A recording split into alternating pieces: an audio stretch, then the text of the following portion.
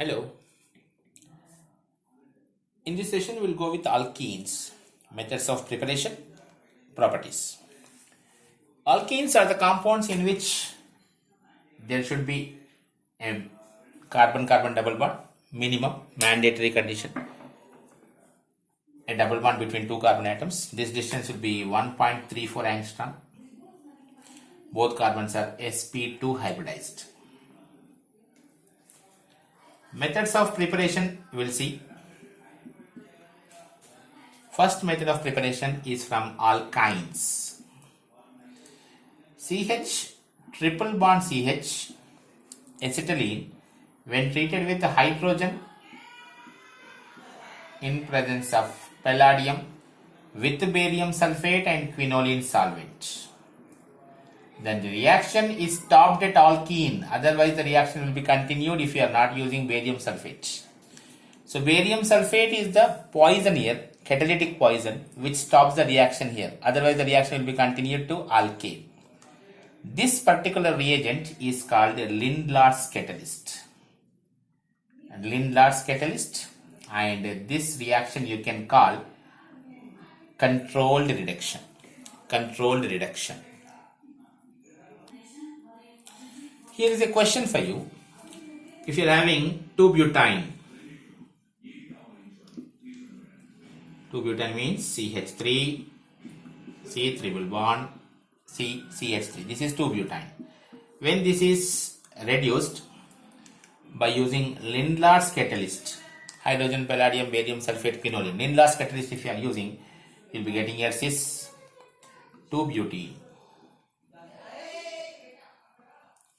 And if you are using lithium or sodium in liquid ammonia, you will be getting here trans 2-butene. Cis 2-butene and trans 2-butene. Okay, now cis 2-butene means you can write like this.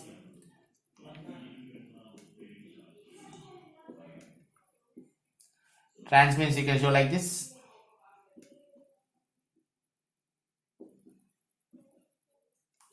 Cis 2-butene and trans 2-butene. This is one very, very important question.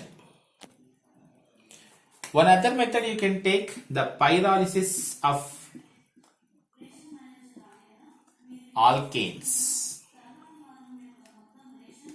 Pyrolysis means heating of a substance without oxygen. In the presence of oxygen, that is called combustion. Without oxygen, if you are heating a substance, that is called pyrolysis. What happens in pyrolysis? For example, you are having ethane on heating, it gives you C2H4 plus H2. In general, what happens is on heating, in general, higher alkene, in general, I am saying in general, higher alkene and lower alkane are formed. And there is no guarantee of only one product. You may get more than one product. If you are taking hexane, hexane plus hydrogen can possible. Otherwise, propene is possible, butene is possible, butene plus ethane is possible. So, various possibilities will be there. Propene, propane both may be possible. So, this is not a very good method for the preparation of alkenes. But you can say it is a method. Okay, now for your entrance examination, there is a possibility of question. We can prepare even from alkyl halides. For example, ethyl chloride I am taking. And when it is treated with alcoholic potassium hydroxide. Remember, it must be alcoholic, not aqueous. Aqueous will go for substitution. Alcoholic will go for elimination. Chlorine from here, hydrogen from here will go. This is alpha carbon, this is beta carbon. One from alpha, one from beta. This is called beta elimination. This reaction is beta elimination reaction. So, you will be getting here CH2 double bond CH2. You can say simply minus HCl. Hydrogen from here, chlorine from here. You are getting here ethene. But interesting thing is CH3, CHCl, CH2, CH3. If this is the case, and you are using alcoholic KOH, now there are two possibilities. You can take hydrogen from this side, or you can take hydrogen from this side. Generally, more stable alkenes are formed. More stable alkenes means you are going to get the double bond this side. This is hydrogen.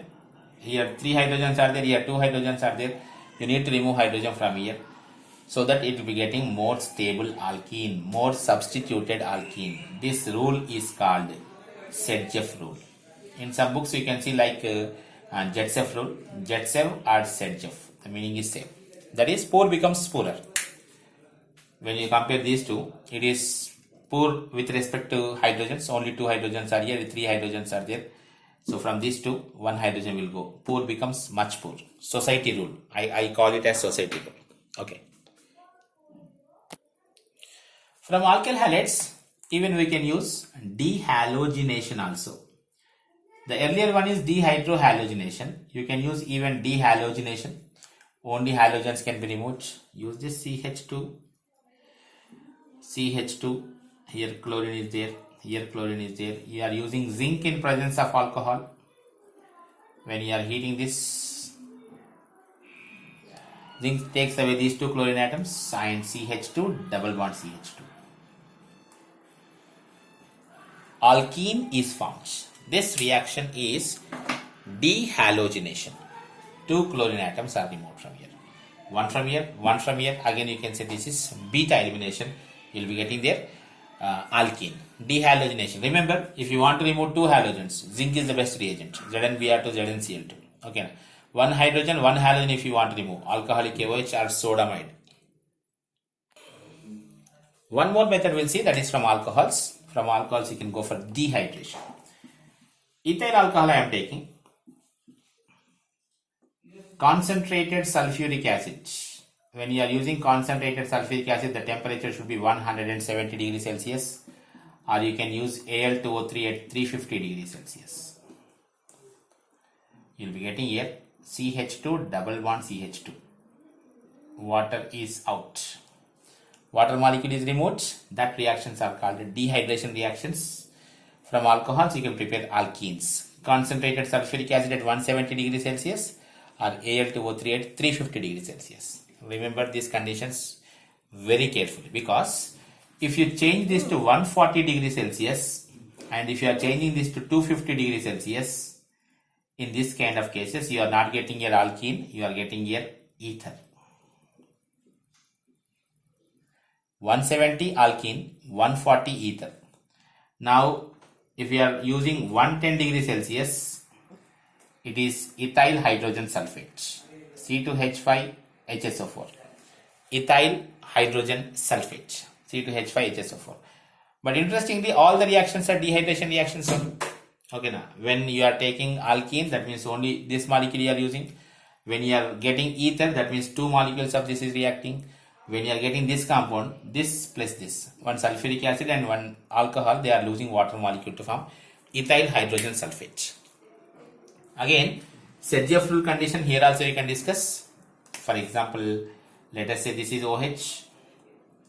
When you are using concentrated sulfuric acid heating case, so don't expect double bond this side, expect double bond this side. This is going to be a stable product according to Sedgwick rule. One more you can see, that is Kolb's electrolysis. We know Kolb's case.